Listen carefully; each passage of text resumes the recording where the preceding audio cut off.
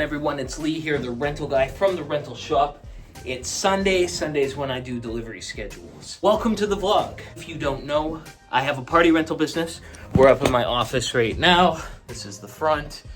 6 years ago, we started from the garage of my house, and weekly I give you updates. Just, it's like a TV show. I don't know. So, yesterday I did my last tent install of the year. It was a 20 by 20 with weights. Quick $1,500. Like every Sunday, we make delivery schedules and then we print them out on paper. So yellow goes for deliveries, blue goes for pickups, and then white goes for customer pickups. So I've got my rental program Booqable here. This is the dashboard and it tells me what's going out and coming in for next week. And next week, what's going out is 7 orders. And I want to tell you what this stuff is because I want to show you kind of the switch in what people are renting for this time of year for us around here. Marquee letters, black lights, 5 TVs with stands, some pipe and drape, some uplights, some table covers, more lighting, speaker and mic system, wine glasses, more marquee letters going out, red carpet, stanchions, projector, white padded chairs, projector video package, white bar that's going to be used for trade show, 25 folding chairs, 4x8 stage with skirt, PA system, some cocktail tables. So it's kind of trending towards indoor items. You know, people are using those TVs for trade shows and stages and speaker and mic systems. So we're shifting over to small corporate events. So I went and I bought a trailer. So it doesn't look like much with those rusty wheels, but trust me, those are 7,000 pound axles and it's 20 feet long plus a 3-foot nose. So this is gonna be able to haul some stuff for me.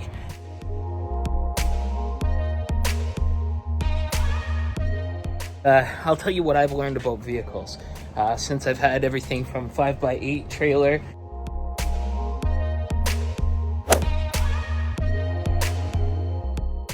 6x12 trailer,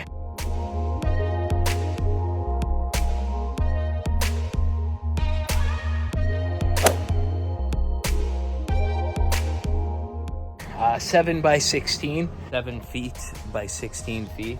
And it's a V-nose, so it cuts the wind just a little bit and it has a better kind of turning radius. Got a ramp and double axles, 3,500 pound axles both.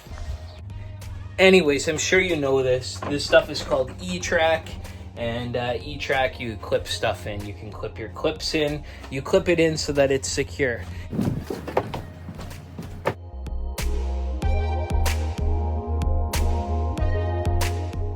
And now 8x23 and a 14-foot box truck. Not to mention minivan, utility trailer, truck, and van.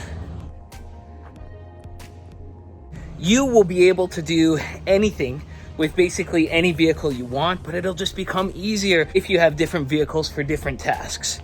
Now, this minivan here, holy crap, has it been good to me. I mean, it has been able to trolley around people, but then also it's been good for hooking a little trailer back on the back of it, my little utility trailer. You know, there's not much that it can't get done when it's in regards to little gigs or people transport as a secondary good on gas vehicle to get some of your tent install people out onto location. Now, when I got into pole tents, it really started hurting me because with a pole tent, it's almost a different breed of customer. Pole tents for me, or what I've experienced so far, are weddings and they're out in the country. So if you get a pole tent, well, you need to haul stakes. This is enough stakes for a 40 by 100 tent. This is over 100 stakes right here. And then you also need stakes for the legs. And then you need length for the poles. So these poles right there, those are 20-foot poles. Those are 20 feet long, and that's just my backup pole tent. The one that I used all season actually has 26-foot long poles. They're in pieces. I don't know where they are right now. But, you know, putting them together as well takes, you know, a good half an hour, 40 minutes, because I didn't have enough room. Now, with this 20-foot long trailer, well, I'll be able to put majority of the pole in and save the money of assembling the poles and disassembling the poles on site. You can just put the end tip pieces in and save time because it can fit inside the longer trailers. Now, with pole tents, if they're getting a 40 by 100 pole tent from you, well, they're probably getting tables and chairs from you too. So you can add in, probably 20, 25 of these tables here. How many do we have here? 1, 2. That's 25 tables right there. So you know how much space that takes up there? 25 round tables. Slap that in the back of the trailer. And then you've got your linens. They're probably gonna do glassware. Glassware racks take up room. Dance floor up there. Probably about half of that would be a 15 by 15 dance floor, and that stuff's heavy. So you're starting to get into the weight with all the stakes and the length with all the poles. And then you need your install tool, which is the skid steer or whatever you're using to lift the tent poles. And so you need weight. And so when you have that weight in there, you need to have the proper axles on there that can handle the weight. So, I didn't realize this when I got into pole tents, but I quickly realized that you can overload yourself with weight right away. So those are 7,000 pound axles on this guy here. So each axle can handle 7,000 pounds minus the trailer weight. But then you need a good enough truck, right? So over here, the dual tires, well, they've got extra support there so you can actually put a lot of weight onto the truck so that it hauls stuff like butter. Before, I never even thought about this kind of stuff because I didn't have an adequate truck. When I got into pole tents, that's why I did the readjustment this year because, we just need to be able to handle more. This 20-foot trailer may not even be big enough. So this one here isn't mine, it's just one that's in the compound, but this is a 53-foot long semi. So if you have, instead of a truck like this, you have a semi, well, the two companies that are in my city, they both have multiple 53-foot long trailers that they park on site at convention centers. But I am going off on a tangent because every vehicle has its purpose. The little minivan will be great during the winter because if I've got anything small that needs to go somewhere, we could just throw it in the back of the van without the seat, because you don't want to throw it in the back of the truck because then there's going to be snow and it's going to be cold. You want it sheltered for those small rentals. And additionally, if you're driving somewhere like downtown, which vehicle is going to get a parking spot easier? The minivan or the huge truck with the 8-foot box, or the box truck with the 14-foot box? Like, they're all so big. So, if you need to get in somewhere, well, then small's your choice, right?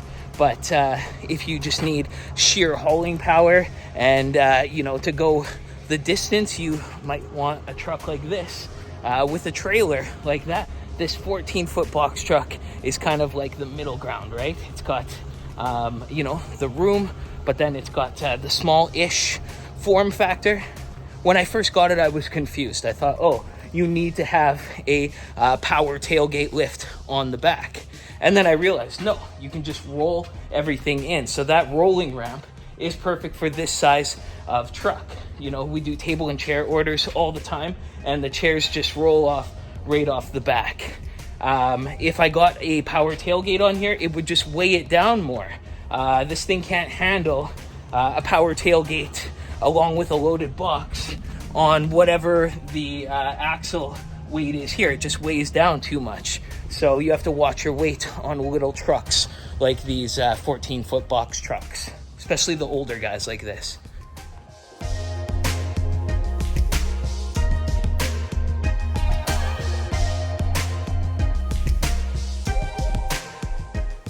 One other thing about axles. This trailer right here, the 6x12, it's got 3,500 pound axles. So that can only handle, 7,000 pounds at its max weight. Well, you couldn't even fit all those weights in at 7,000 pounds before you would jeopardize busting the axle out or wrecking a bearing or something along those lines. When you're getting into these things, you have to keep that in mind for what vehicle you're getting. Or, if you're only doing X amount of 10 gigs per year with weights, well, then you can consider renting something like a flatbed or making 2 trips. And that also goes into, how you price things. You have to price things anticipating how easy it is for you to execute it. So, in the grand scheme of things, having a big trailer like this can make me give cheaper prices to people who are inquiring instead of more expensive prices, because I'll be able to get all the weights in here at the same time as the tent instead of having to make 2 trips, thus not having to charge them 2 times delivery, and not being greedy about it, because your competitors might have low prices and then you'll end up getting the gig because you're able to execute it easier. But man, it does get expensive. But if you get into things like pole tents, you're going to see yourself getting into more money and you'll be able to afford these things. Anyways, rant over. I hope you enjoyed the vlog. We'll see you again next week. As always, you stay classy. We'll see you on the next one.